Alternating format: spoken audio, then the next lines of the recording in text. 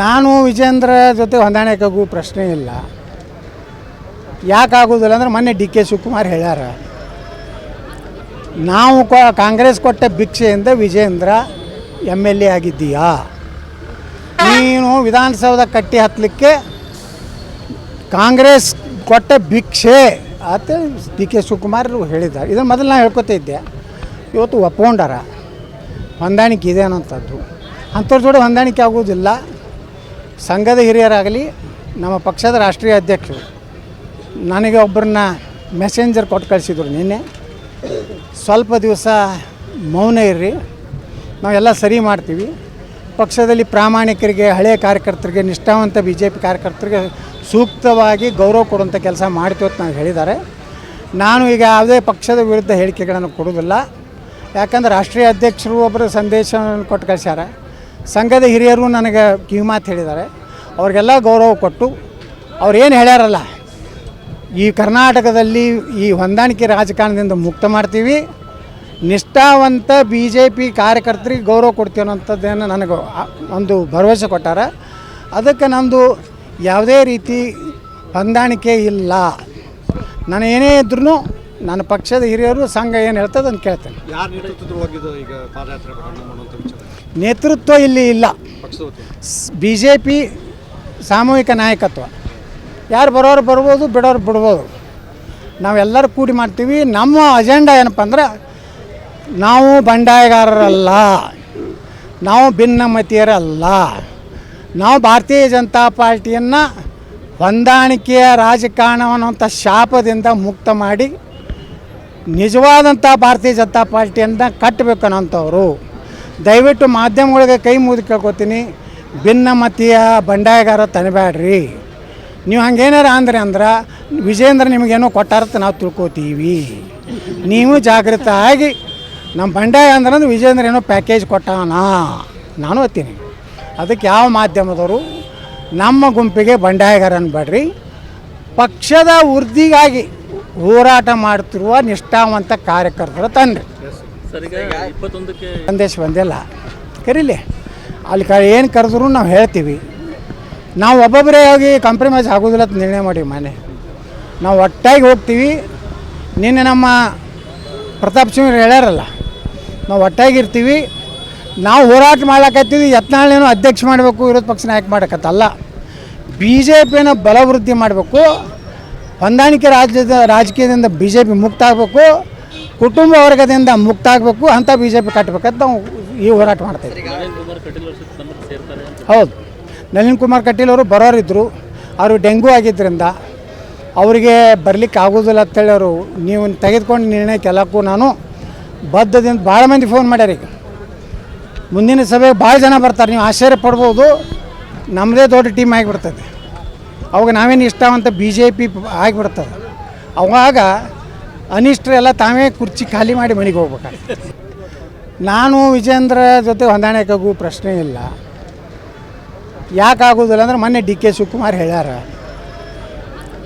ನಾವು ಕಾಂಗ್ರೆಸ್ ಕೊಟ್ಟ ಭಿಕ್ಷೆಯಿಂದ ವಿಜೇಂದ್ರ MLA ಆಗಿದ್ದೀಯಾ, ನೀನು ವಿಧಾನಸೌಧ ಕಟ್ಟಿ ಹತ್ತಲಿಕ್ಕೆ ಕಾಂಗ್ರೆಸ್ ಕೊಟ್ಟ ಭಿಕ್ಷೆ ಅಂತ ಡಿ ಕೆ ಶಿವಕುಮಾರ್ ಹೇಳಿದ್ದಾರೆ. ಇದನ್ನು ಮೊದಲು ನಾನು ಹೇಳ್ಕೊತಾ ಇದ್ದೆ, ಇವತ್ತು ಒಪ್ಕೊಂಡಾರ ಹೊಂದಾಣಿಕೆ ಇದೆ ಅನ್ನೋಂಥದ್ದು.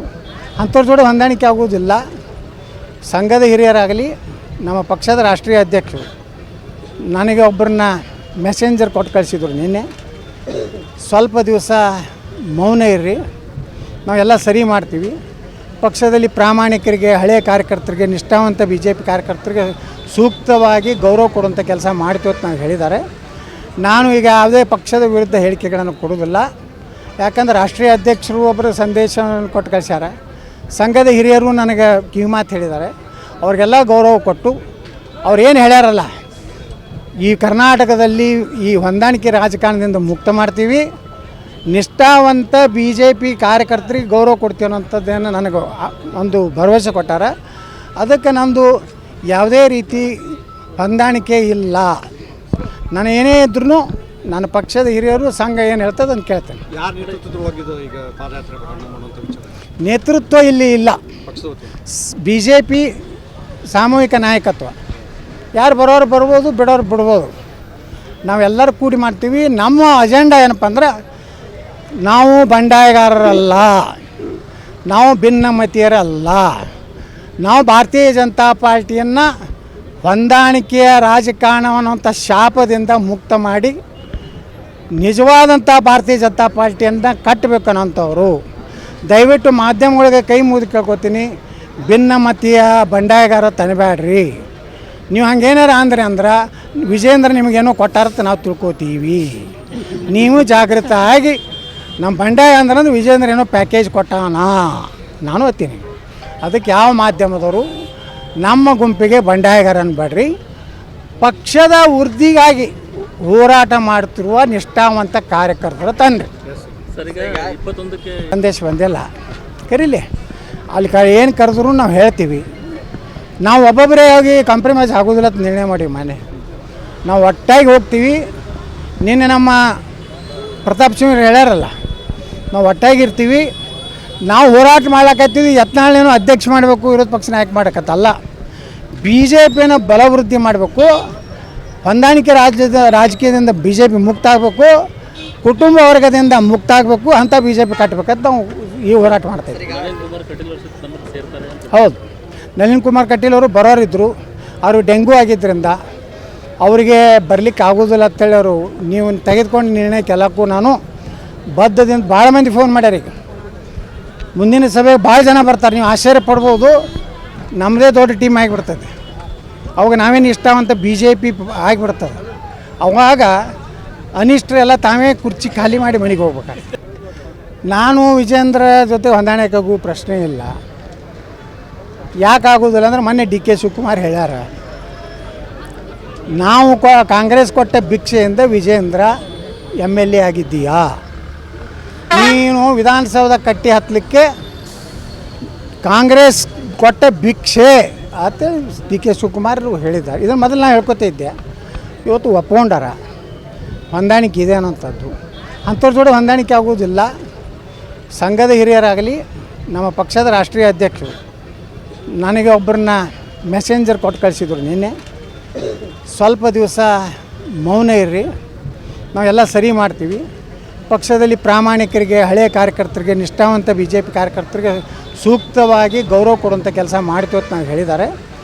ನಾನು ಈಗ ಯಾವುದೇ ಪಕ್ಷದ ವಿರುದ್ಧ ಹೇಳಿಕೆಗಳನ್ನು ಕೊಡೋದಿಲ್ಲ. ಯಾಕಂದ್ರೆ ರಾಷ್ಟ್ರೀಯ ಅಧ್ಯಕ್ಷರು ಒಬ್ಬರು ಸಂದೇಶವನ್ನು ಕೊಟ್ಟು ಕಳಿಸ್ಯಾರ. ಸಂಘದ ಹಿರಿಯರು ನನಗೆ ಕಿವಿಮಾತು ಹೇಳಿದ್ದಾರೆ. ಅವ್ರಿಗೆಲ್ಲ ಗೌರವ ಕೊಟ್ಟು ಅವ್ರು ಏನು ಹೇಳ್ಯಾರಲ್ಲ, ಈ ಕರ್ನಾಟಕದಲ್ಲಿ ಈ ಹೊಂದಾಣಿಕೆ ರಾಜಕಾರಣದಿಂದ ಮುಕ್ತ ಮಾಡ್ತೀವಿ, ನಿಷ್ಠಾವಂತ BJP ಕಾರ್ಯಕರ್ತರಿಗೆ ಗೌರವ ಕೊಡ್ತೀವಿ ಅನ್ನೋಂಥದ್ದೇನು ನನಗೆ ಒಂದು ಭರವಸೆ ಕೊಟ್ಟಾರ. ಅದಕ್ಕೆ ನಮ್ಮದು ಯಾವುದೇ ರೀತಿ ಹೊಂದಾಣಿಕೆ ಇಲ್ಲ.